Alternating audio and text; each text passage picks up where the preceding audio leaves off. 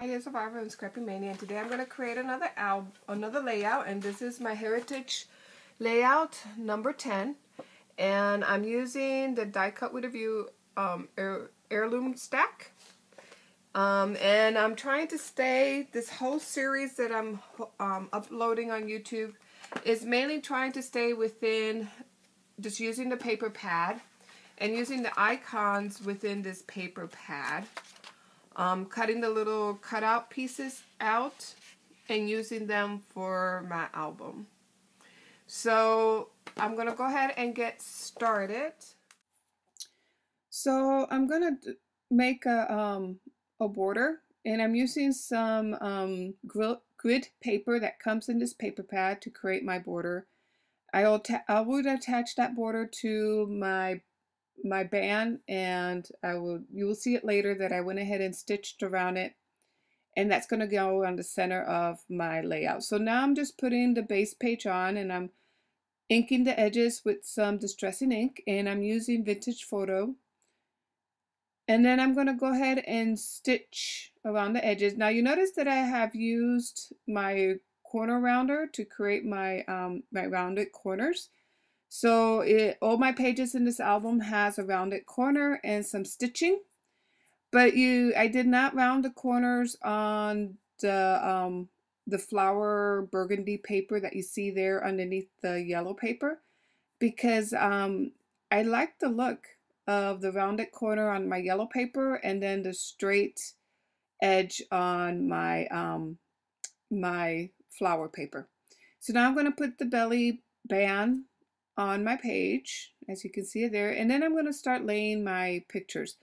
However, have you noticed that my pictures are getting lost because I took away the border, the white border that was printed when I printed my photos? So in a moment, I'm going to go ahead and put that white border on again. However, I'm going to make it a lot thinner than the original border that was on my pictures. The ruler that you see that I'm using there is actually called Perfect Layers, and it has like a ridge on the edges of this ruler, and it makes a perfect mat because you put the ridge against your photo, and then that allows you to cut the excess, and it makes a perfect border. And then here I'm just doing to all my pictures. I'm doing the same treatment, and actually I leave a 1/8 of a quarter, 1/8 of an inch on all my edges on my photos. So now I'm ready to lay my photo, and as you notice, I do have odd shapes.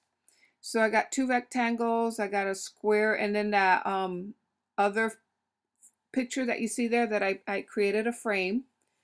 And the reason why I created the frame is because that picture, unlike the other three, is an original, and the border of that picture was a little has that antique look. You know, it was not as bright as the border of my other pictures.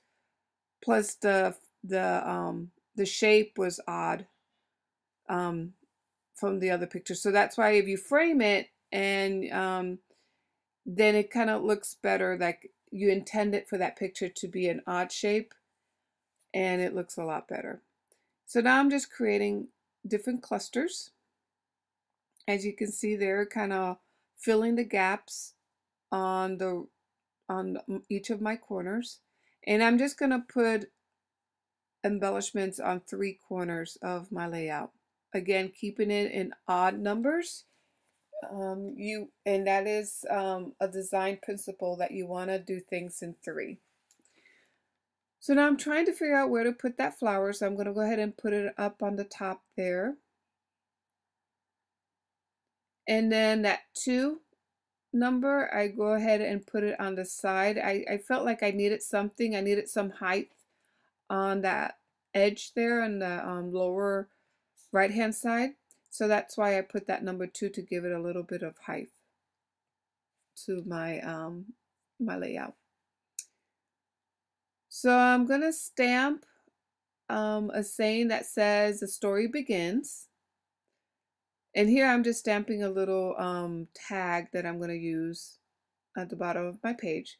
Well, right there I stamped "The Story Begins," but it kind of got lost when I stamped it on the flowers. So then what I decided to do was to cut a white piece of cardstock, stamp it on the white piece of cardstock, and then mat that white piece of cardstock with some pattern paper, and then put that on the top next to my flower. And I kind of like that look. It did bring out the saying better than if I just stamped it on the flower. And here I'm just putting some pearl dots, and this is a tulip fabric ink or fabric paint that I commonly use to create some dots on my pages. So then I'm just giving you a close-up look at the page. So here's my second layout that I'm going to do. Now I created because I have 4 pictures and I want to put 3 pictures on the side like this. So my extra picture, I went ahead and created like a little tab here. And to do that, I used a McGill tab. And I also used, for the pull or the lift, I used just the EK Success label punch. So this time I'm putting the band on the side vertical on my layout, and I only put like a lace trim on one side of that band. But the base page is going to have the same treatment. So it's going to have rounded corners, some stitching around the edges, and the base page will be square.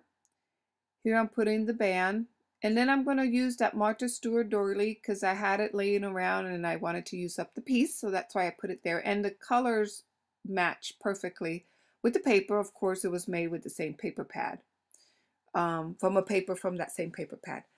So there's my feather. Another common element in this album is there has to be some feather within all my pages. So I put that feather underneath that flower, and now I'm ready to kind of lay down my my pictures first. And then I'm just putting some flowers. These flowers were made with the paper. There is a paper within this pad that is just kind of a whole page filled with flowers, and I like to cut those out and use them for embellishment. So here I'm putting a camera, and then I'm putting that flower. I'm doing the same treatment with the banner and a little doily. So I'm going back to my box where I do have a lot of cutout pieces because I needed some height in that area as well next to my journaling. So that's why I kind of put a teacup and flowers, and now I'm just putting some dimensional paint on the finished page. So here I'm just giving you a close-up look. So there's my little cluster and my medallion. So here I'm showing you how we're going to put it in a sheet protector, and then I'll make a slid, and they can easily just lift up that tab and look at the pictures underneath. So there's the finished page. So here's my first page, and this is my second page. So I hope you enjoyed this tutorial and come back to see me for some more. And thank you for watching. Bye now.